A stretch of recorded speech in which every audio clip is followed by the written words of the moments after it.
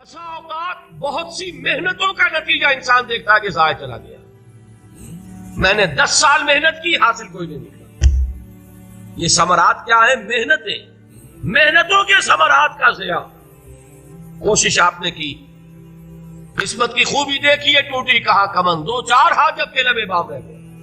Be prepared. ایک شاعر کے یہ اشعار ہیں، وہ کمیونسٹ تھا، میں نام بھی نہیں لیتا، لیکن یہ کہ یہ اسی انقلابی، چونکہ ان کا بھی ایک انقلابی نظریہ ہے، انقلابی عمل میں یہ سارے مراحل آتے ہیں. کوئی سیٹ بیک آیا فرض کیجئے، کوئی ناکامی ہو گئی، تو اپنے ساتھیوں کو دل بندھانے کے لیے یہ فصل امیدوں کی ہمدم اس بار بھی غارت جائے گی، سب محنت صبحوں شاموں کی اب کے بھی اکارت جائے گی. میرے نبی کے ثمرات کا جو لفظ یہاں آیا ہے، وَنَقْصٍ مِّنَ الْأَمْوَالِ وَالْأَنفُسِ وَالثَّمَرَاتِ، سب محنت صبحوں شاموں کی اب کے بھی اکارت جائے گی. دھرتی کے کونوں کھدروں میں پھر اپنے لہو کی کھاد بھرو، پھر مٹی سینچو اشکوں سے، پھر اگلی رت کی فکر کرو، پھر اگلی رت کی فکر کرو، جب پھر ایک بار اجڑنا ہے. ایک فصل پکی تو بھر پایا، تب تک تو یہی کچھ کرنا ہے. ایک مقصد ہے سامنے، انقلاب برپا کرنا ہے. ایک کوشش ناکام ہو جائے کوئی پرواہ نہیں، نیکسٹ.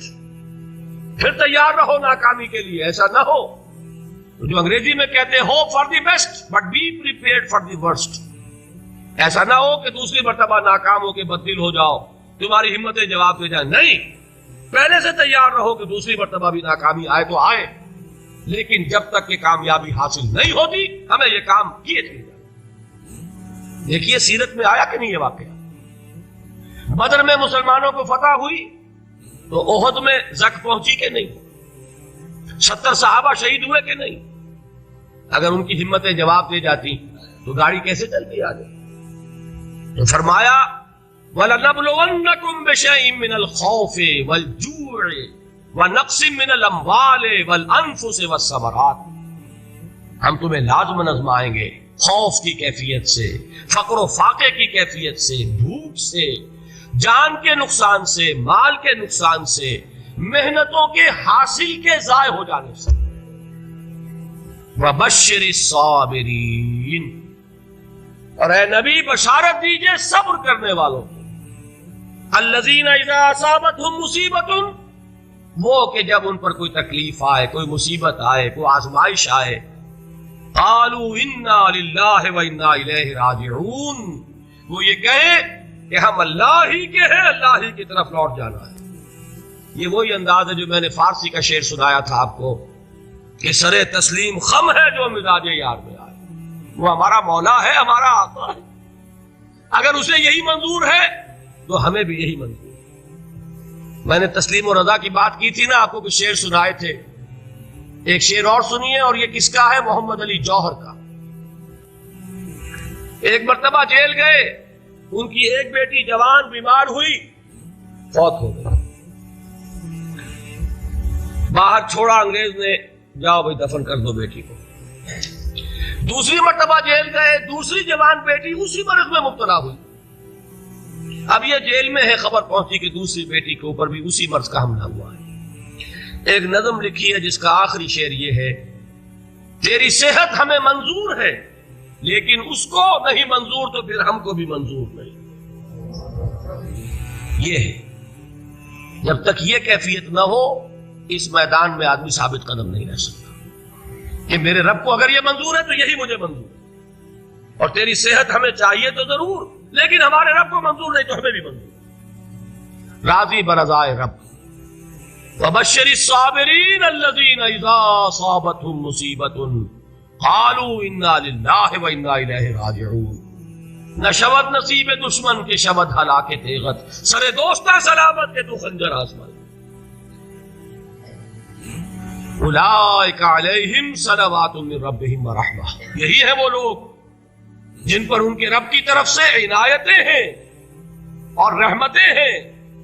وَأُولَئِكَ هُمُ الْمُهْتَدُونَ، اور یہی ہے وہ لوگ جو کامیاب ہونے والے ہیں، ہدایت پانے والے، ہدایت یافتہ. اسی سورہ بقرہ میں ذرا آگے چل کر، یہ تو ہے 20واں رکوع، 19वां रुकू। 21वें रुकू की पहली आयत है लैसल बिर्रा अन तुवल्लू वुजूहकुम क़िबल अल-मशरिक़ वल-मग़रिब वलाकिन्नल बिर्रा मन आमन बिल्लाहि वल यौमिल आखिर वल मलाइकति वल किताबि वन नबिय्यीन व आतल माल अला हुब्बिहि ज़िल क़ुर्बा वल यतामा वल मसाकीन व इब्न सबील वस्साइलीन व फिर रिक़ाब व अक़ामस सलात व आतज़ ज़कात वल मूफ़ून बिअहदिहिम इज़ा आहदू वस्साबिरीन फिल बासाए वद्दर्राए व हीनल बास। अब ये आयत जो है सूरतुल अस्र में जो मज़ामीन आए थे सारे इसमें मौजूद हैं। वहां ईमान का लफ्ज आया, यहां 5 ईमानियात की तफसील आ गई, आमाल की तफसील आई, और आखिरी बात वहां क्या है वतवासौ बिस्सब्र, और यहां क्या है वस्साबिरीन फिल बासाए वद्दर्राए व हीनल बास, और सब्र करने वाले। असल नेकी उनकी है जो सब्र करें, किसमें? जंग के वक्त।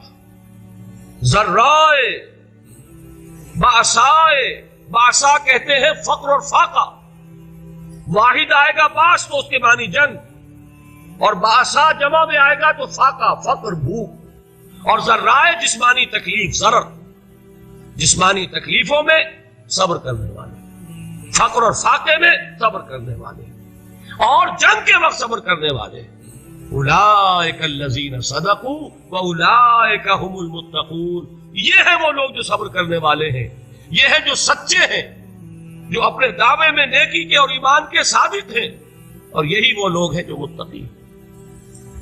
अगली सूरत है सूरह आले इमरान, उसमें 2 लफ्ज़ आए हैं आखिरी आयत, या अय्युहल्लज़ीना आमनू अस्बिरू व साबिरू व राबितू वत्तकुल्लाह लअल्लकुम तुफ्लिहून। देखिए यहां सब्र और साबिर, जो ताल्लुक जोहद और जिहाद का है वही है सब्र और मुसाबरत। सब्र एक तरफा अमल है, आप झेल रहे हैं, बर्दाश्त कर रहे हैं। सब्र अनिल मासिया, सब्र अल ताआ, सब्र अल इब्तिला, ये सब क्या है? सब्र। और मुसाबरत क्या है? सब्र का सब्र से मुकाबला। ये सूरह आले इमरान, अब वक्त नहीं है, मैं आपको सुनाता अल्लाह ताला ने कैसे कैसे मुसलमानों से कहा, मुसलमानों तुम्हें तक पहुंची है तो उन्हें भी तो पहुंची थी। उनके 70 नहीं मारे गए थे बदर में, उनके हौसले जो हैं वो तो पस्त नहीं हुए, वो अगले साल आ गए तुम पर चढ़ाई करके। तुम क्यों इतना बुरा मान रहे हो? तुम्हारे दिल इतने जख्मी क्यों हो गए? तुम्हें तकलीफ पहुंचती है तो उन्हें भी पहुंचती है। अपनी गैरत जो है हमें जरा उसका जायजा लेना चाहिए। लोग बातिल नजरियात के लिए कितनी कुर्बानियां दे रहे हैं, लोग बातिल चीजों के फरोग के लिए कितनी मेहनतें कर रहे हैं। जैसा कि मैंने अभी कहा था, उसी गैरत को चैलेंज करने के लिए, जरा आपकी हमीयत दीनी को जोश दिलाने के लिए, कादियानी नौजवान कितनी तादाद में अपने आप को दीन के लिए वक्फ करता है, और आप कितने नौजवान हैं जो अपने आप को दीन के लिए वक्फ करते हैं। और हो वो खाते पीते घरानों के लोग। ये नहीं है कि अगर कोई और काम नहीं कर सकता तो फिर यह है कि वो दीन के काम में लग जाए।